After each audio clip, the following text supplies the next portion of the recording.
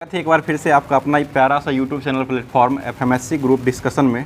जैसा कि जानते हैं कि क्लास जो है अभी चलाया जो जा रहा है बायोलॉजी का स्पेशल रूप से क्लास जो कि ये जो दृष्टि पब्लिकेशन का चलाया जा रहा है, जो कि बहुत ही इम्पोर्टेंट क्वेश्चन इसमें दिया हुआ है। जिस तरह से क्वेश्चन आपको एग्जाम में मिलता है उसी तरह से सेट इसमें यहाँ से जितना भी उदाहरण समेत अगर पढ़ लेते हैं तो उदाहरण यहीं से डायरेक्ट उठा करके आपको एग्जाम में मिलता है। इसलिए पूरा क्लास को ज़रूर देखिएगा। पूरा क्लास देखने के बाद लास्ट में कमेंट जरूर किया कीजिएगा किस तरह का क्लास चल रहा है। तो अभी जो वर्तमान में ये चलाया जा रहा है दृष्टि पब्लिकेशन का जो बायोलॉजी का होमवर्क के रूप में जो दिया गया था, मानव शरीर का तंत्र अभी चलाया जा रहा है। मानव शरीर के तंत्र जो है इसमें जो है उत्सर्जन तंत्र हो जाएगा, किडनी हो जाएगा, यकृत हो जाएगा, उससे पहले जो है रुधिर वर्ग हो जाएगा। ये सभी जो है क्लास हमारे दोस्तों के द्वारा करवा दिया गया है। एंटीजन एंटीबॉडी ये सभी हो चुका है।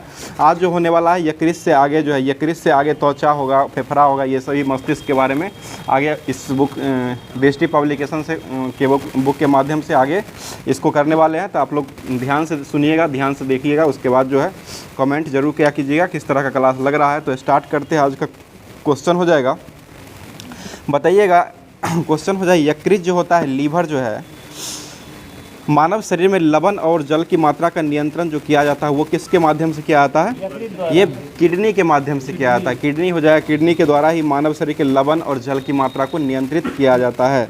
आगे क्वेश्चन बताइए, मनुष्य ने अभी सभी कशेरुकी प्राणियों में किसके अलावा एक अंग उत्सर्जन में मदद करता है? जैसे यकृत, त्वचा, फेफड़ा ये सभी जो होता है इसमें इसके कशेरुकी के प्राणियों के अलावा जो अंग जो होता है वो उत्सर्जन में मदद जो करता है वो किसके द्वारा किया जाता है? वो वृक्क के द्वारा किया जाता है। ठीक है, वृक्क किडनी के द्वारा ही किया जाता है। आगे बता दीजिए क्वेश्चन हो जाएगा, यूरिया को जो अमोनिया से जो यूरिया को परिवर्तित करने का जो काम करता है वो किसका काम हो जाएगा? ये यकृत का काम हो जाएगा। जो कि लीवर यकृत का काम जो हो जाएगा वो यूरिया को, अमोनिया से यूरिया को परिवर्तित करने का काम हो जाएगा। जो कि अमोनिया जो होता है वो एक प्रकार का हानिकारक होता है। बताइए अगला क्वेश्चन हो जाएगा, यकृत में जो है मृतक आरबीसी जो होता है इसके हीमोग्लोबिन में टूटने के कारण जो है किसका निर्माण होता है? यकृत में मृत आरबीसी के हीमोग्लोबिन में टूटने का कारण जो है किसका निर्माण होता है? तो ये पीत वर्णक का निर्माण हो जाएगा। पीत वर्णक का निर्माण होता है और पीत वर्णक जो होता है वो पीत रस के साथ ही आंत में पहुंच करके विष्ठा के साथ शरीर में बाहर निकल जाते हैं। और पीत वर्णक जो होता है उसका वो जो होता है वो किस प्रकार का होता है? क्षारीय हो जाएगा। ठीक है, और क्षारीय होता है और इसका पीएच मान जो होता है वो कितना होता है? 7.7 हो जाएगा। ठीक है, पीएच का मान हो जाएगा, पीएच मान जो हो जाएगा इसका जो होता है पीत वर्णक का जो पीएच मान होता है वो 7.7 हो जाएगा और यह एक प्रकार का क्षारीय विलयन हो जाएगा। आगे क्वेश्चन बताइएगा, त्वचा जो है एक प्रकार का ये कैसी ग्रंथि हो जाएगी? त्वचा, मानव शरीर का जो त्वचा हो जाएगा वो एक प्रकार का जो श्वेत ग्रंथियाँ हो जाएगा। ठीक है, त्वचा एक प्रकार कैसी ग्रंथियाँ है? श्वेत ग्रंथियाँ हो जाएगा। ठीक है, पसीना उसीना जिससे निकलता है उसी को श्वेत ग्रंथि कहा जाता है। और रुधिर से जल, लवण एवं यूरिया को लेकर के पसीने के रूप में शरीर को बाहर निकालती है। यही त्वचा का काम हो जाएगा। और यह एक प्रकार कौन सी ग्रंथि हो जाएगी? तो ये श्वेत ग्रंथियाँ हो जाएगी। आगे क्वेश्चन बताइएगा, मानव शरीर में जो श्वसन की क्रिया का जो काम करता है वो किसके द्वारा किया जाता है? ये फेफड़ा के द्वारा होता है। ठीक है, मानव शरीर में श्वसन का क्रिया के अंतर्गत जो सांस छोड़ने का काम जो करता है वो फेफड़ा के द्वारा किया जाता है। अगला क्वेश्चन बताइएगा, फेफड़ा श्वसन क्रिया के अंतर्गत जो है श्वास छोड़ने की प्रक्रिया जो है रुधिर में किसके घुले हुए कारण होती है? ये रुधिर में कार्बन डाइऑक्साइड के घुले हुए रहने के कारण ही श्वास छोड़ने की प्रक्रिया में रुधिर में घुली हुई श्वास क्रियाओं के अंतर्गत श्वास छोड़ने की प्रक्रिया में रुधिर में घुली हुई जो रहती है वो CO2 रहती है और इसका उत्सर्जन जो किया जाता है वो फेफड़ा के द्वारा ही उत्सर्जन किया जाता है। आगे कुछ है, मानव शरीर में सभी अंगों का कार्य का नियंत्रण और संचालन करने का काम जो हो जाएगा वो किसका हो जाएगा? ये तंत्रिका तंत्र का काम हो जाएगा। मानव शरीर के सभी अंगों का कार्य को नियंत्रण और संचालन करने का काम किसका होता है? तो ये तंत्रिका तंत्र का हो जाएगा। और तंत्रिका तंत्र का अध्ययन किस में किया जाता है? न्यूरोलॉजी में किया जाता है। ठीक है, न्यूरोलॉजी में तंत्रिका तंत्र का अध्ययन किया जाता है। आगे बताइए, तंत्रिका तंत्र जो है कैसी ग्रंथि हो जाएगी? ये अंतःस्रावी ग्रंथि हो जाएगी। ठीक है, तंत्रिका तंत्र जो हो जाएगा ये अंतःस्रावी ग्रंथियां हो जाएगी। जो कि मानव की तंत्रिका तंत्र जो होता है वो कितने भागों में विभाजित किया गया है? 2 भागों में विभाजित हुआ है। ठीक है, मानव का तंत्रिका तंत्र जो हो जाएगा वो इसको 2 भागों में विभाजित किया गया है। एक हो जाएगा केंद्रीय तंत्रिका तंत्र हो जाएगा और एक जो हो जाएगा वो परिधीय तंत्रिका तंत्र हो जाएगा। आगे क्वेश्चन बताइएगा, शरीर के विविध क्रियाओं को नियंत्रण और नियमन करने के लिए मस्तिष्क हमारे शरीर के केंद्रीय सूचना का प्रसारण करता है, उसको क्या कहा जाता है? उसे केंद्रीय तंत्रिका तंत्र कहा जाता है, जो कि आदेश और नियंत्रण का कार्य जो करता है। शरीर का संतुलन और तापमान को नियंत्रण, भूख प्यास और अनैच्छिक अंगों का जो नियंत्रण किया जाता है वो केंद्रीय तंत्रिका तंत्र के द्वारा ही किया जाता है। आगे क्वेश्चन बताइएगा, एक वयस्क मनुष्य के मस्तिष्क का भार जो होता है वो कितना पाउंड के बराबर होता है? ये 3 पाउंड के बराबर होता है, यानी कि 1 पाउंड जो होता है वो 453 ग्राम का होता है। 453 ग्राम का 1 पाउंड होता है और लगभग जो होता है ये 1300 से 1400 ग्राम के करीब में जो होता है मानव के मस्तिष्क का वजन होता है। और यह जो पाउंड में अगर पूछा जाएगा तो ये 3 पाउंड हो जाएगा, और 1 पाउंड अगर पूछा जाता है वो कितना होता है? 453 ग्राम जो होता है वो 1 पाउंड में हो जाएगा। बताइए, सोचने का और हृदय गति का नियंत्रण और शरीर के संतुलन करने के लिए मानव शरीर का कौन सा अंग जो है उत्तरदायी होता है? ये मस्तिष्क हो जाएगा। ठीक है, मस्तिष्क, और इसको मस्तिष्क का अध्ययन क्या कहलाता है? फ्रेनोलॉजी हो जाएगा। फ्रेनोलॉजी में ही मस्तिष्क, पूरे मस्तिष्क का जो अध्ययन किया जाता है वो फ्रेनोलॉजी में अध्ययन किया जाता है। बताइए, मस्तिष्क को मुख्यतः कितने भागों में बांटा गया है? ध्यान दीजिए इधर, मस्तिष्क को जो बांटा गया है, भाग में कितना भागों में बांटा गया है? 3 भागों में बांटा गया, 3 भागों में विभाजित किया गया, जो कि अग्र मस्तिष्क हो जाएगा, पश्च मस्तिष्क हो जाएगा और एक अनु मस्तिष्क हो जाएगा। अग्र मस्तिष्क और पश्च मस्तिष्क और अनु मस्तिष्क हो जाएगा। यानी कि मनुष्य के शरीर में जो है मस्तिष्क जो होता है इसको 3 भागों में बांटा गया है। अग्र मस्तिष्क हो जाएगा, पश्च मस्तिष्क हो जाएगा और एक अनु मस्तिष्क हो जाएगा। बताइएगा, अग्र मस्तिष्क जो होता है वो मनुष्य के जो मस्तिष्क जो होता है इसका कितना भाग घेरे हुए रहता है? ये 2/3 भाग घेरे हुए रहता है, यानी कि 67% हो गया। 2/3 का मतलब 67% करीब हो जाएगा, जो 66.67 या 67% लगभग हो जाएगा। 2/3 भाग जो होता है ये अग्र मस्तिष्क से ही भरा हुआ होता है। और अग्र मस्तिष्क जो होता है वो कितने भागों में बांटा गया? अग्र मस्तिष्क को, इसको 2 भागों में बांटा गया। और अग्र मस्तिष्क में सेरिब्रम आता है और एक आता है डायएनोसिफिलॉन आता है। डायएनिसोफिलॉन और एक सेरिब्रम जो आता है वो अग्र मस्तिष्क का ही भाग हो जाएगा। और यह कितना भाग घेरे रहता है पूरे मस्तिष्क का? 2/3 भाग जो है अग्र मस्तिष्क घेरे हुए रहता है। आगे क्वेश्चन बताइएगा, 2 गोलार्धों से बना हुआ अर्धगोलार्ध जो होता है उसको क्या कहा जाता है?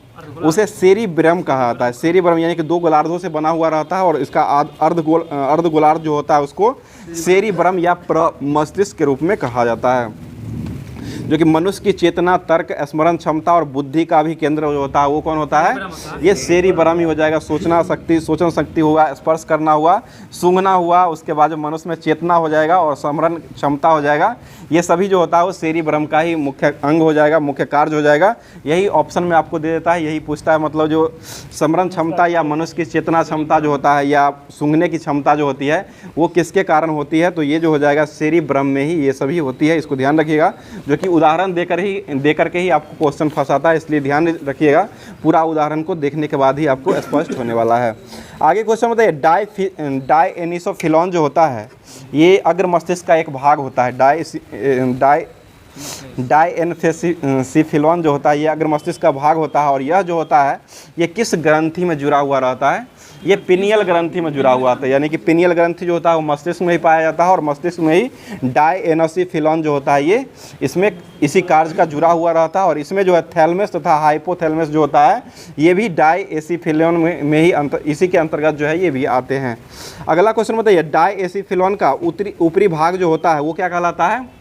डायएसिफिलॉन जो होता है इसका ऊपरी भाग जो होता है उसको क्या कहते हैं? उसे थैलमस कहा जाता है, उसको थैलमस कहते हैं। और इसी थैलमस जो होता है यह पिनियल ग्रंथि से जुड़ी हुई रहती है। और यह एक प्रकार का ग्रंथि जो होता है ये मेलाटोनिन हार्मोन का स्रावन जो है वो इसी के द्वारा किया जाता है। यानी कि थैलमस ग्रंथि जो होता है इससे कौन सा हार्मोन स्रावित होता है? मेलाटोनिन हार्मोन जो है ये थैलमस ग्रंथि से स्रावित होती है। और थैलमस ग्रंथि जो होता है डायएसिफिलॉन का ऊपर का भाग जो होता है उसी को कहा जाता है। आगे क्वेश्चन बताइए, श्रवण, स्वाद, दृष्टि, दबाव आदि की सूचना जो करने वाला भाग होता है उसको क्या कहा जाता है? वो थैलमस के अंतर्गत ही आता है। थैलमस के अंतर्गत ही ये सभी श्रवण, स्वाद, दृष्टि, दबाव की सूचना जो है वो मनुष्य के मस्तिष्क में पाया जाता है। आगे क्वेश्चन, डायएसिफिलॉन का निचला हुआ भाग जो होता है उसको क्या कहते हैं? हाइपोथैलेमस हो जाएगा। ठीक है, हाइपोथैलेमस निचला हुआ भाग होता है और ऊपर भाग को क्या कहते हैं? थैलेमस हो जाएगा, ठीक है। ऊपर का भाग जो हो जाएगा उसको थैलेमस कहते हैं और नीचे का जो भाग होता है उसको हाइपोथैलेमस कहा जाता है। आगे क्वेश्चन बताइए, शरीर के अनेक क्रियाओं का नियंत्रण जो किया जाता है वो किसके द्वारा किया जाता है? ये हाइपोथैलेमस के द्वारा किया जाता है, ठीक है। हाइपोथैलेमस के द्वारा किया जाता है और ये डायएसिफिलॉन जो होता है इसका निचला हुआ भाग जो होता है इसी को कहा जाता है। बताइए, भूख प्यास का केंद्र जो होता है वो उसको क्या कहा जाता है? हाइपोथैलेमस ग्रंथि के द्वारा ही भूख प्यास तथा प्रतिप्ति केंद्र जो होता है इसको माना जाता है। और शरीर का ताप और रक्तचाप और निद्रा का प्रजनन क्षमता और हृदय की धड़कन का जो नियंत्रण करता है वो कौन करता है? ये भी हाइपोथैलेमस ही हो जाए। हाइपोथैलेमस जो है बहुत ही इसका महत्वपूर्ण काम हो जाएगा। भूख प्यास का लगना हो जाएगा, उसके बाद शरीर का ताप को नियंत्रित करना हो जाएगा, रक्तचाप को नियंत्रित करता है, निद्रा करता है और प्रजनन क्षमता जो होता है इसको बढ़ाने का काम करता है। उसके बाद हृदय की धड़कन जो होता है इसका नियंत्रण, सभी का नियंत्रण जो किया जाता है वो हाइपोथैलेमस के द्वारा ही किया जाता है। और हाइपोथैलेमस जो होता है वो डायएसिफिलॉन का कौन सा भाग होता है? निचला भाग होता है, ठीक है। डायएसिफिलॉन का निचला भाग को क्या कहते हैं? हाइपोथैलेमस हो जाएगा और ऊपर का भाग को क्या कहते हैं? थैलेमस कहा जाता है, ठीक है। ऊपर का भाग थैलेमस हो जाएगा और नीचे का भाग जो हो जाएगा वो हाइपोथैलेमस हो जाएगा। उसका बाद मध्य मस्तिष्क में आते हैं। मध्य मस्तिष्क जो होता है यह कितने भागों में बटा हुआ होता है? ये भी 2 भागों में बटा हुआ है, ठीक है। एक होता है सेरिब्रम या पिंडकल होता है और एक जो होता है कॉर्पोरा क्वाटिजेनियम, ये हो जाएगा। और मध्य मस्तिष्क का अग्र भाग जो होता है जो तंतुओं का बना होता है उसको क्या कहते हैं? सेरिब्रम पिंडकल कहा जाता है, जो कि यह जो हो जाएगा मध्य मस्तिष्क का ही एक भाग होता है। उसके बाद बताइए, मध्य मस्तिष्क का पश्च भाग जो होता है उसको क्या कहते हैं? उसे कॉर्पोरा क्वाड्रिजेनम कहा जाता है, जो कि ये जो हो जाएगा मध्य मस्तिष्क का ही यह भाग होता है। और इसका जो नियंत्रण इसमें जो नियंत्रित होता है मध्य मस्तिष्क का कार्य हो जाएगा, उसका श्रवण क्षमता हो जाएगा, प्रतिवर्ती क्रिया हो जाएगा, ये सभी का नियंत्रण जो किया जाता है वो इसी के द्वारा किया जाता है, जो कि कॉर्पोरा क्वाड्रिजेनम के द्वारा किया जाता है। और यह जो होता है किसका भाग हो जाएगा? मध्य मस्तिष्क का भाग हो जाएगा, ठीक है। मध्य मस्तिष्क का ही भाग हो जाएगा। और प्रतिवर्ती क्रिया जो है इसका पता सबसे पहले किसने लगाया था? ये मार्शल हॉल के द्वारा लगाया गया था, ठीक है। प्रतिवर्ती क्रिया का नियंत्रण जो किया जाता है वो मार्शल हॉल के द्वारा सबसे पहली बार किया गया था। उसके बाद पश्च मस्तिष्क पर आते हैं। पश्च मस्तिष्क जो हो जाएगा सेरिबेलम और मेडुला ऑब्लांगेटा जो बना हुआ होता है उसको क्या कहते हैं? उसे ही पश्च मस्तिष्क कहा जाता है। यानी कि सेरिबेलम और मेडुला ऑब्लांगेटा का जो बना हुआ भाग होता है उसको पश्च मस्तिष्क कहा जाता है। बताइए, मानव मस्तिष्क का दूसरा सबसे बड़ा भाग जो होता है वो कौन होता है? सेरेबेलम होता है। दूसरा भाग जो हो जाएगा वो सेरेबेलम हो जाएगा, जो कि यह सेरेबेलम जो होता है वो किसका भाग हो जाएगा? पश्च मस्तिष्क का भाग हो जाएगा, ठीक है। पश्च मस्तिष्क का ही भाग होता है। उसके बाद बताइएगा, सेरेबेलम जो होता है वो उसका जो है ठोस एवं जटिल संरचना के द्वारा बनाया जाता है। और सेरेब्रम के ठीक नीचे वाले भाग जो होता है उसको क्या कहा जाता है? उसे ही सेरेबेलम कहा जाता है। यानी कि सेरेब्रम का निचला हुआ भाग जो होता है उसको सेरेबेलम कहा जाता है। और सेरेबेलम का कार्य जो हो जाएगा गति का नियंत्रण करना और शरीर को संतुलन रखना और ऐच्छिक पेशियों का क्रियाओं का जो है वो निगमन करना जो है ये सेरेबेलम का मुख्य कार्य हो जाएगा। उसके बाद ऑब्लांगेटा, मेडुला ऑब्लांगेटा पर आते हैं। तो यह मस्तिष्क का जो है सबसे पीछा का भाग होता है, जो कि मेडुला ऑब्लांगेटा कहा जाता है। और मेडुला ऑब्लांगेटा जो होता है इसका आकार जो होता है वो किस आकार का होता है? ये त्रिभुज का आकार का हो जाएगा, ठीक है। त्रिभुजा आकार का जो हो जाएगा वो कौन हो जाएगा? मेडुला ऑब्लांगेटा जो होता है वो त्रिभुजाकार हो जाएगा। और यह मस्तिष्क का जो है कौन सा भाग होता है? पक्ष भाग, यानी कि पीछे का भाग जो होता है उसी को जो है मेडुला ऑब्लांगेटा कहते हैं। और इसका आकार कैसा होता है? त्रिभुजाकार आकार का होता है, ठीक है। आगे क्वेश्चन बताइए, भोजन को निगलने और उल्टी जैसे क्रियाओं का केंद्र जो है वो किसको माना जाता है? वो मेडुला ऑब्लांगेटा को ही माना जाता है, ठीक है। उल्टी का केंद्र भी हो जाएगा और एक भोजन का निगलने का काम भी करता है, वो किसके द्वारा किया जाता है? मेडुला ऑब्लांगेटा के द्वारा किया जाता है। और मेडुला ऑब्लांगेटा जो है किस मस्तिष्क का भाग हो जाएगा? ये पश्च मस्तिष्क का भाग हो जाएगा, ठीक है। और सेरेबेलम किसका भाग हो जाएगा? ये भी पश्च मस्तिष्क का। सेरेबेलम और मेडुला ऑब्लांगेटा ये दोनों जो हो जाएगा वो पश्च मस्तिष्क का भाग हो जाएगा। आगे बताइए, अनैच्छिक क्रियाओं का केंद्र और हृदय स्पंदन का दर और श्वसन इत्यादि का जो वर्णन किया जाता है वो किसके द्वारा किया जाता है? ये मेडुला ऑब्लांगेटा के द्वारा किया जाता है। मेडुला ऑब्लांगेटा के द्वारा ही अनैच्छिक क्रियाओं का केंद्र माना जाता है। और हृदय का स्पंदन की दर को और श्वसन करने का काम जो करता है वो मेडुला ऑब्लांगेटा के द्वारा ही किया जाता है। उसके बाद बताइएगा, मेरुरज्जु जो होता है मेडुला ऑब्लांगेटा जो होता है, मेडुला ऑब्लांगेटा जो होता है इसके महारंध्र से निकलकर तंत्रिका नाल में जो जाता हुआ फैलता है उसको क्या कहा जाता है? उसे मेरुरज्जु कहा जाता है। ठीक है, उसे ही मेरुरज्जु कहा जाता है। आगे कोई क्वेश्चन बताइएगा, मेरुरज्जु का जो मुख्य कार्य हो जाएगा यानी कि अनैच्छिक क्रियाओं का जो संतुलन करने का काम जो हो जाएगा वो किसका हो जाएगा? ये मेरुरज्जु का कार्य हो जाएगा। और प्रतिवर्ती क्रिया जो होता है, रिफ्लेक्शन एक्शन जो होता है, इसका मुख्य केंद्र भी मेरुरज्जु को भी माना जाता है। आगे क्वेश्चन बताइएगा, मनुष्य के शरीर जो होता है, मनुष्य के परिधीय तंत्र जो होता है, इसमें जो है कितना जोड़ी कपालीय तंत्रिका पाई जाती है? 12 जोड़ी कपालीय तंत्रिका पाई जाती है। मनुष्य के परिधीय तंत्र जो होता है इसमें जो है 12 जोड़ी कपालीय तंत्रिकाएं पाई जाती है। और कितनी जोड़ी मेरुरज्जु तंत्रिकाओं का बना होता है? 31 जोड़ी हो जाएगा। 31 जोड़ी मेरुरज्जु तंत्रिकाओं का बना हुआ रहता है। आगे क्वेश्चन बताइए, कोसेरुकु रज्जु जो होता है, कोसेरुकु रज्जु जो होता है, इसमें जो है कितने प्रकार की जोड़ी तंत्रिकाएं तंत्र निकलती है? इसमें भी 31 जोड़ी तंत्रिका तंत्र निकलती है। और यह जो होता है वो परिधीय तंत्रिका तंत्र के भाग के रूप में जाना जाता है। आगे क्वेश्चन बताइए, विभिन्न प्रकार के अनैच्छिक क्रियाओं को सुचारू रूप से चलाने के लिए किसका उपयोग किया जाता है? स्वायत्त तंत्रिका तंत्र का उपयोग जो किया जाता है वो विभिन्न प्रकार की अनैच्छिक क्रिया जो होता है इसको सुचारू रूप से चलाने के लिए किसका उपयोग करते हैं? स्वायत्त तंत्रिका तंत्र का उपयोग किया जाता है। और स्वायत्त तंत्रिका तंत्र जो होता है उन अंगों के कार्य को नियंत्रित करता है जो हमारी इच्छा के अधीन कार्य नहीं करता, जैसे श्वसन हो जाएगा, उसके बाद हृदय की धड़कन हो जाएगा, पाचन हो जाएगा, ये सभी जो होता है ये भागों में विभाजित करने का काम जो हो जाएगा वो स्वायत्त तंत्रिका का ही काम हो जाएगा। आगे क्वेश्चन बताइएगा, अनुकंपी तंत्रिका तंत्र और परानुकंपी तंत्रिका तंत्र जो होता है वो स्वायत्त तंत्रिका तंत्र का ही भाग हो जाएगा। और ये अनुकंपी तंत्रिका तंत्र जो होता है इसमें हृदय का स्कंदन को बढ़ाता है या नहीं बढ़ाता है? इसमें बढ़ा देता है। ठीक है, हृदय का स्कंदन जो हो जाएगा वो किसमें बढ़ जाता है? अनुकंपी तंत्रिका तंत्र में जो है बढ़ जाता है। और परानुकंपी तंत्रिका तंत्र जो होता है इसमें हृदय का स्कंदन जो होता है वो घट जाएगा। आगे क्वेश्चन बताइए, श्वसन की दर को बढ़ाने का काम जो है वो किसके द्वारा किया जाता है? ये अनुकंपी तंत्रिका तंत्र का काम हो जाएगा। अनुकंपी तंत्रिका तंत्र का काम जो हो जाएगा वो श्वसन की दर को बढ़ाने का काम हो जाएगा। रक्त दाब को भी बढ़ाने का काम जो करता है वो श्वसन, ये अनुकंपी तंत्रिका तंत्र ही हो जाएगा। और सभी को घटाने का जो काम करता है वो परानुकंपी तंत्रिका तंत्र हो जाएगा।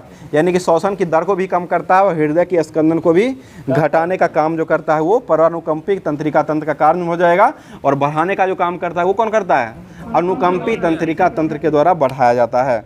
आगे क्वेश्चन बताइए, पाचन ग्रंथियों का स्रावन को बढ़ाने का काम जो हो जाएगा वो किसका हो जाएगा? एक परानुकंपी तंत्रिका का यही काम है, यानी कि पाचन ग्रंथि के स्रावन को बढ़ाता है। बाकी सभी का काम जो हो जाएगा इसका घटाने का ही काम हो जाएगा। और अनुकंपी तंत्रिका तंत्र में सभी चीज़ को बढ़ाने का काम किया जाता है। आगे क्वेश्चन बताइए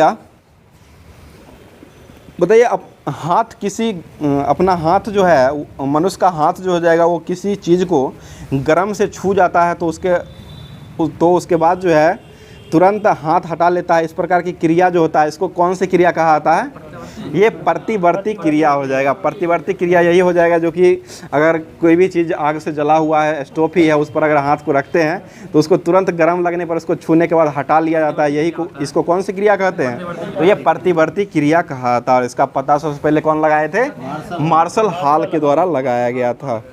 बताइए, कंकाल तंत्र जो होता है वो शरीर की गति और महत्वपूर्ण भूमिका का बना हुआ होता है। यानी कि अस्थि और उपास्थियों का ढांचा जो बनाया जाता है उसको क्या कहा जाता है? कंकाल तंत्र कहा जाता है। और कंकाल तंत्र जो होता है इसको कितने भागों में बांटा गया है? 2 भागों में बांटा गया है। कंकाल तंत्र जो है इसको 2 भागों में बांटा गया है, जो कि पहला भाग हो जाएगा बाह्य कंकाल हो जाएगा और दूसरा जो हो जाएगा वो अंतः कंकाल हो जाएगा। कंकाल तंत्र को 2 भागों में बांटते हैं, एक हो जाएगा बाह्य कंकाल हो जाएगा और दूसरा जो हो जाएगा वो अंतः कंकाल हो जाएगा। आगे क्वेश्चन, हमारे बाल नाखून जो आते हैं और नाखून का अगला हिस्सा जो होता है यानी कि मृत कोशिकाओं से जो बना हुआ होता है उसको क्या कहते हैं? बाह्य कंकाल कहते हैं। जो कि हमारे बाल हो जाएगा, नाखून हो जाएगा, नाखून का अगला हिस्सा हो जाएगा जो कि जिसको काट के हटाते हैं, ये सभी हो जाएगा कौन सा कंकाल तंत्र हो जाएगा? बाह्य कंकाल तंत्र हो जाएगा। आगे क्वेश्चन, हमारे शरीर के भीतर जो अस्थि पंजर जो बना हुआ होता है उसको क्या कहते हैं? वो जो हो जाएगा अंतः कंकाल तंत्र। यानी कि हड्डी का भाग अस्थि पंजर जो बना हुआ होता है उसको अंतः कंकाल तंत्र कहा जाता है। बताइए, मनुष्य के कंकाल तंत्र में कितना अस्थियाँ पाई जाती है? ये 206 अस्थियाँ पाई जाती है। ठीक है, 206 अस्थियाँ हो जाएगा। और वयस्क मनुष्य में जो है हड्डी की संख्या कितना होता है? 206 हड्डी हो जाएगा। ठीक है, 206 ही हो जाएगा। और जन्म के समय में जो हड्डी होता है वो कितना होता है? 300 हड्डी होती है। ठीक है, आगे बताइएगा, अस्थि जो होता है, अस्थि का महत्वपूर्ण अवयव जो है वो किसको माना गया है?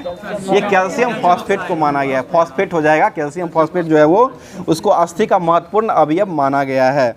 बताइए मानव हड्डियों में सर्वाधिक मात्रा में पाए जाने वाला कौन सा प्रोटीन जो है वो अस्थि का लगभग 33% से मिलकर के बना हुआ है?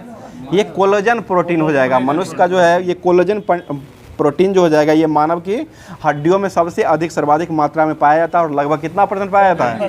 33% पाया जाता है। अगला क्वेश्चन, उम्र बढ़ने के साथ साथ जो है अस्थि में प्रोटीन की मात्रा जो है वो क्या होती है? कम हो जाएगी। ठीक है, उम्र बढ़ने के साथ जो है प्रोटीन की मात्रा क्या होती है?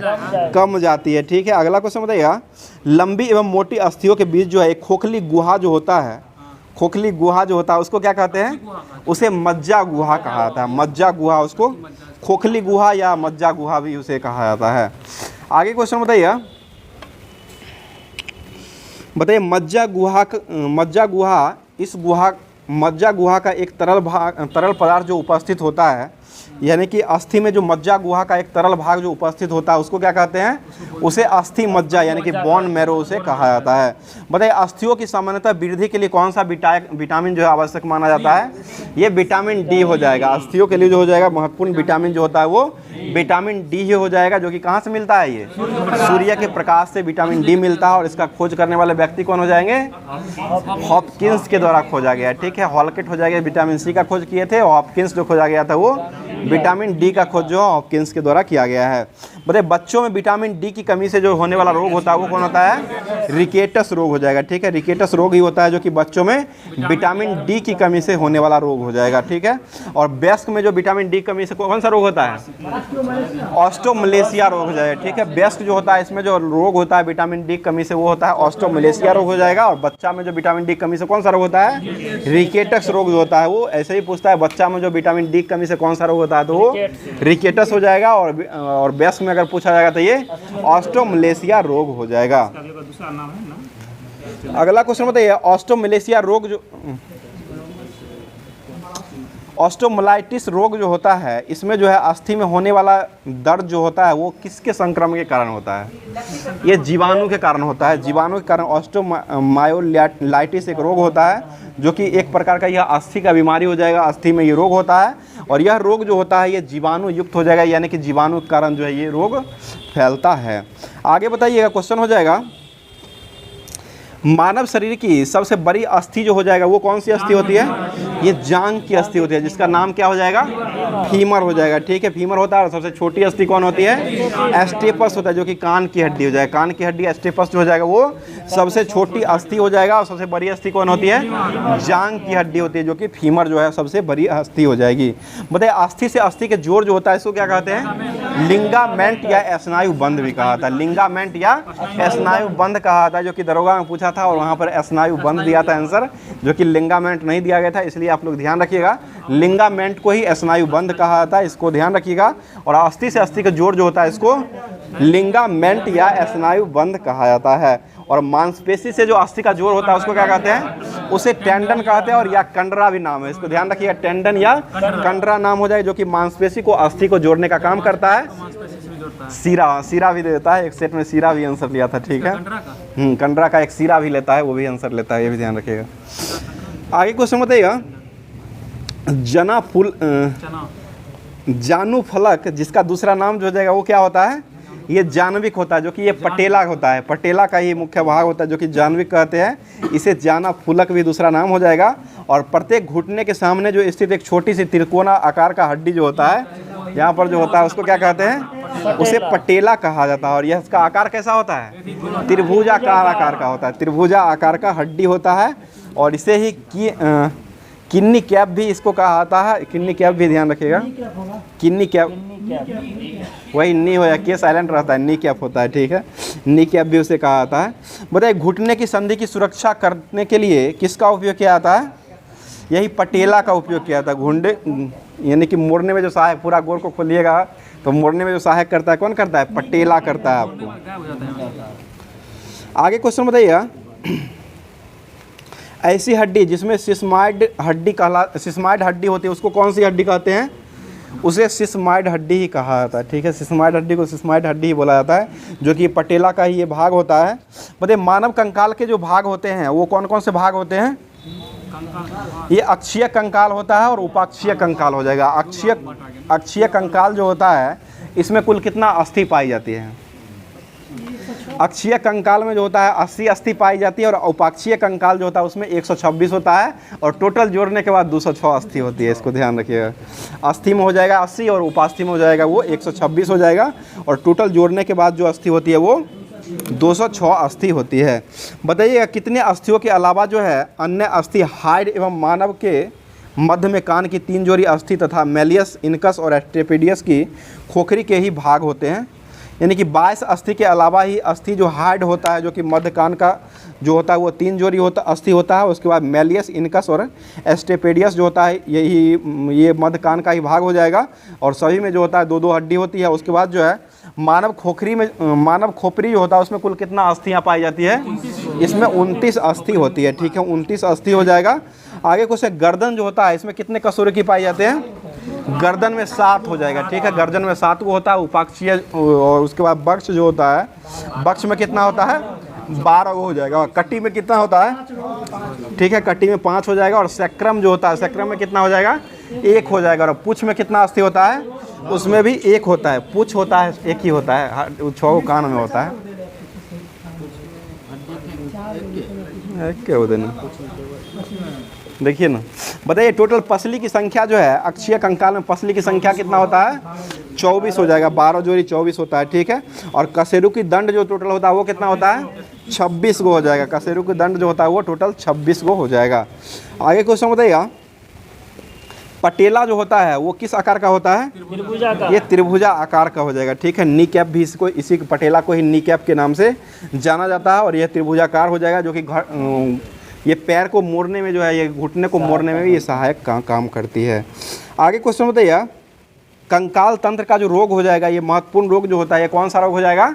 गठिया रोग होता है, ठीक है। गठिया रोग जो हो जाएगा कंकाल तंत्र का महत्वपूर्ण रोग हो जाएगा। और गठिया जो होता है शरीर के अस्थियों की जोड़ों से संबंधित एक रोग हो, यानी कि जोड़ पर ही ये असर पड़ता है, और जोड़ से संबंधित एक रोग हो जाएगा। और इस रोग में जोड़ों के ऊपरी त्वचा में जो है सूजन हो जाती है, जैसे, और उसके बाद जो है वहाँ पर लालिमा होने लगता है, और वहीं पर जो है वो दर्द महसूस होने लगती है। आगे क्वेश्चन बताइए, पैर के अंगूठे संबंधित मामले में कौन सा रोग होता है जिसमें 50% मामले जो है पैर के अंगूठे के बीच का ही काम, मतलब बीच से ही प्रभावित होता है। यही पैर का रोग जो है, ये इसका नाम हो जाएगा पोडेग्रा नाम हो जाएगा, जो कि गठिया का ही एक भाग हो जाएगा। पोडेग्रा रोग है जो कि पैर के अंगूठे से संबंधित ये हो जाएगा, और इसमें लगभग 50% से अधिक मामले जो होते हैं वो पैर के अंगूठे के बीच में होता है। और इस अंगूठे को क्या कहते हैं? मेटाटर्सल फ्लैंजिज संधि कहा जाता है। आगे क्वेश्चन, गठिया रोग से होने के कारण जो है शरीर में रक्त में जो है यूरिक का स्तर जो होता है वो क्या होता है? बढ़ जाता है। यूरिक स्तर जो गठिया रोग होने के कारण जो है मानव के शरीर में जो है यूरिक अम्ल की मात्रा का स्तर जो होता है वो क्या होता है? बढ़ जाता है, ठीक है। यही यूरिक अम्ल जो होता है वो जोड़ों को टेंडन तथा जोड़ों को आपस में उत्तकों के साथ जमा करने का ये काम करता है।